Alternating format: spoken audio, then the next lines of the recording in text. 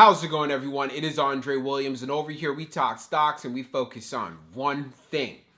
Always protect your profits. And today we're going to be talking about Wish ContextLogic. Many have been sending me messages. Dre, we need to get an update. It's been a while since you did a video, and of course I'm going to make sure I come through for you guys. And part of the reasons being is, as many of you know already, I do have a position. We'll talk about it further in this video. I won't waste any more time. Let's jump into the agenda. If you're new to this channel, I just want to let you know we have timestamps down below inside the description. But if you are a shareholder or you're thinking about taking a position, I highly suggest you watch this full entire video. So the first thing we're going to go over is the technical analysis. We're going to be taking a look at the overall price action. We want to know support. We want to know resistance, especially since it has pulled back quite a bit since I was talking about it in the last video. And I was saying, hey, I like to take advantage of the dip on this play because I'm looking forward to seeing that gap fill, and I was down to wait whatever amount of time that I needed to wait. Preferably it was supposed to be within 6 months to 1 year to fill up to get close to that $9 area, to be exact. All right. Then we're going to be going on Fintel, taking a look at the short interest information. We want to know, are shorts still heavily vested inside of this play, especially since this stock has been seeing a lot of volatility. And then we're going to be taking a look at the order flow distribution. We want to know, are institutions taking advantage of the dip on Wish stock? I feel this is very key to know, because if they are, this does give us a bullish signal, potentially. And then when all of that is done, we'll be going into the final thoughts and as well as some more details, so let's get to it. So we're going to do a technical analysis for Wish. Let's see how it performed on Friday. So it ended up closing at $5.01, being down 3.28%.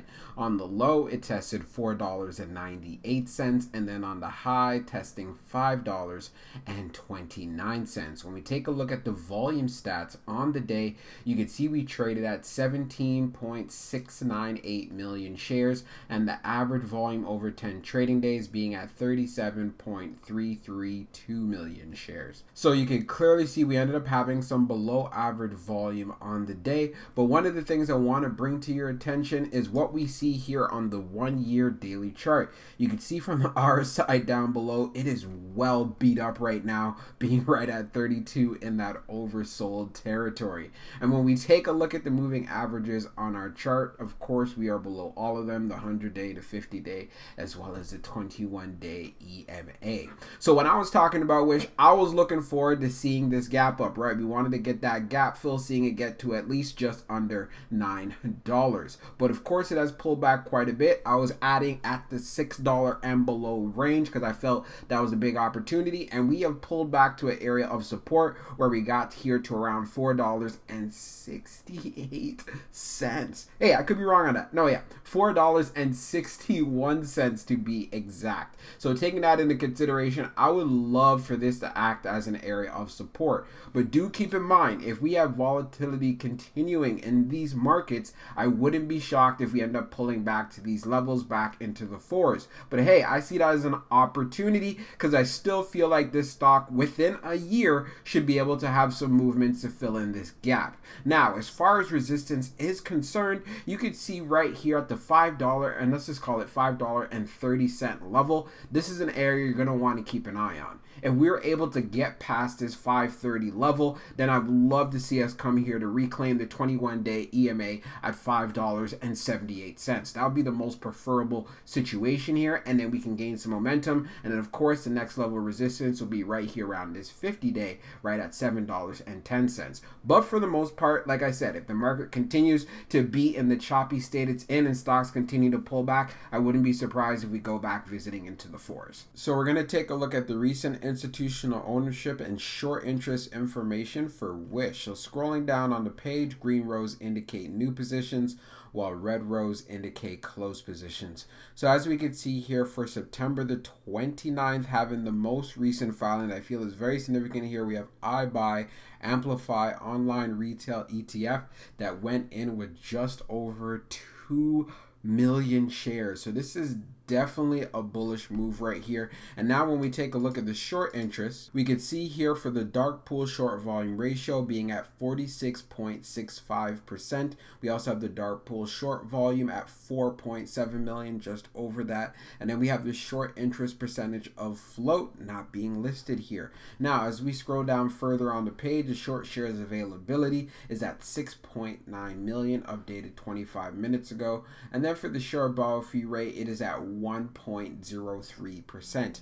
When we take a look at the history of the short volume ratio, we could see for the close of the 6th, it was at 35.53. The close for the 7th being at 39.56. And then the close for the 8th, which is the Friday that just passed, being at 46.65.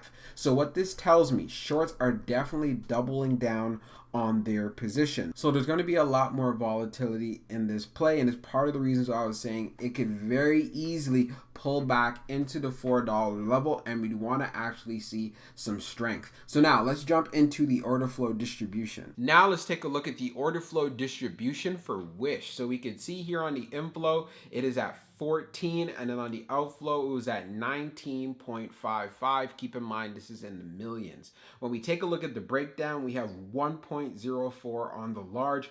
On the medium we have 8.03, and then on the small we have 4.93. When we take a look at the outflow side, on the medium we have 12.82, and then on the small we have 6.73. So as you can see, there's a lot of selling happening on the retail side compared to buying, and I'm not surprised about this because it has been pulling back for quite some time. And then also when we take a look at the medium size, again, it favors the outflow, again, just more selling continuing. But when we take a look at the large scale orders, you could see, you know what, let's just jump into it right now. When we take a look at the large scale orders in the last 5 days for October the 8th, which is a Friday, we had 1,038. And when we take a look at the large, to be more specific, we had 1.04 million, and we had 0 as far as for sales on the large scale for the outflow side. So what this tells me right away, institutions are loading up on the dip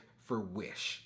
And the reason why they are loading up on this dip, hey, there could be many reasons, but one thing this tells me, this could be a potential bullish signal, because usually when retail is selling off because they see the stock pulling back, like, hey, I'm going to get out of here, cut my losses and so forth, institutions are going to come up and be like, you know what, we're going to grab these shares for cheap and we're willing to wait. That's the thing. That's what separates a lot of retail investors and as well as institutional investors. Retail is more likely to sell out quicker than institutions. Institutions are willing to wait this thing out, and that's part of the reasons why I'm willing to wait out on my swing trade. So I'm going to be going into more details inside of the final thoughts. Let's get to it right now. So for my final thoughts on Wish, there's a few things that I want to go over very quickly to kind of recap this video. The first thing is, when we went on Fintel, taking a look at the short interest information, it continues to have short squeeze potential, and shorts have been increasing their overall positions. This is of no surprise due to the fact that they just got a price target given to them. I think it was around $4 a share. Of course, that signals downside from where the price was currently at. This was during last week, to be exact. So when you have this particular type of reaction, it brings in a lot of negative market sentiment. Let's just be real here.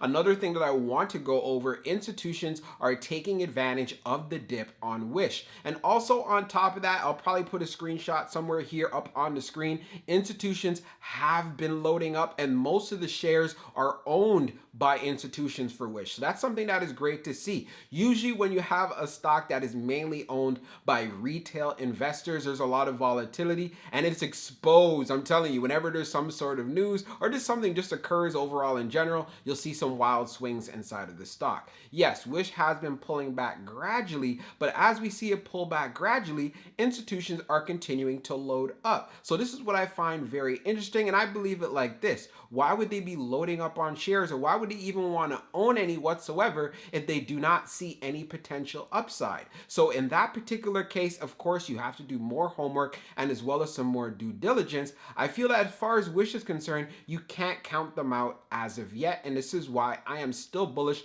on this play, and I feel to see that we should be able to get a pop to at least $8 within a year. If it does not happen, then so be it. But one of the things I want you to keep an eye on is their next earnings report. Depending on how well that earnings report goes, it's definitely going to have a big time impact on the stock. If it ends up being bad and they are below expectations, of course you can expect this stock to dip even further, right? But if it ends up being good, I do feel, as far as taking into consideration the short interest, we could have a very strong spike on our hands, and I want to make sure that I am prepared for that. As far as if it decides to pull back even more, I will be looking to add if it does touch the $4 level. I know as far as support is concerned, I think it was around 460. Don't quote me on that. You guys can watch the technicals for all of that. But for the most part, I'm just looking for it to pull back at that area. And if it does even more, then I'll add a little bit, but I won't be adding any more afterwards. One of the reasons being is I was telling you guys that I love getting into a position